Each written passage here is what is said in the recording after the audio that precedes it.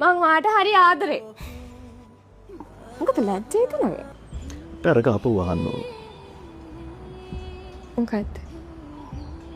අර කාර් එකට පස්සේ ෆෝන් එකෙන් කිව්වා. මට මතක නෑනේ. බොරු කියන්නේ බාර මතකයි. අන්න කියන්නකෝ. මං වාට හරි ආදරේ.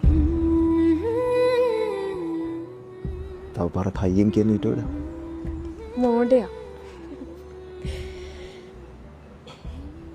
මං ඔයාට හරි ආදරේ. හැබැයි ඊට වඩා හයියෙන් ඕවට කියන්න පුළුවන්. මේ කාරි කරදරයක් වුණාද? අනේ ප්ලීස් කියන්නකෝ.